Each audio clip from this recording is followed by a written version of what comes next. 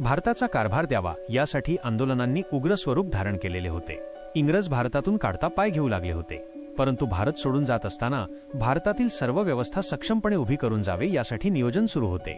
त्यातीलच एक महत्त्वाचा भाग म्हणजे भारताची आर्थिक व्यवस्था सांभाळण्यासाठी भारताची स्वतःची एक राष्ट्रीय आर्थिक व्यवस्था असावी हा विचार पुढे आला. सर्वप्रथम 1771 मध्ये भारतासाठी मध्यवर्ती बँकेची संकल्पना वॉरन हेस्टिंग्जने मांडलेली होती.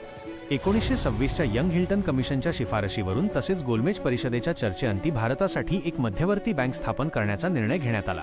त्यासाठी भारतातील अनेक विचारवंत नेते यांची मते जाणून घेतली जात होती. जेवण करायला खिशात पैसे नाहीत म्हणून केवळ पाव खाऊन अभ्यास करणारे अर्थतज्ञ डॉक्टर बाबासाहेब आंबेडकरांनी या देशातील रुपयाची समस्या लंडन विद्यापीठात मांडली. तेव्हा रिझर्व्ह बँक ऑफ इंडिया निर्माण करताना भारतीय चलनाचा म्हणजेच भारतीय रुपयाचा अभ्यास असणारा एकमेव ग्रंथ सर्वांच्या अभ्यासात आला. तो महत्त्वपूर्ण ग्रंथ होता the problem of rupee, its origin and it's solution. रुपयाची समस्या, त्याचे मूळ व त्यावरील उपाय. आणि त्याचे लेखक आहेत महान अर्थतज्ञ विश्वरत्न डॉक्टर बाबासाहेब आंबेडकर.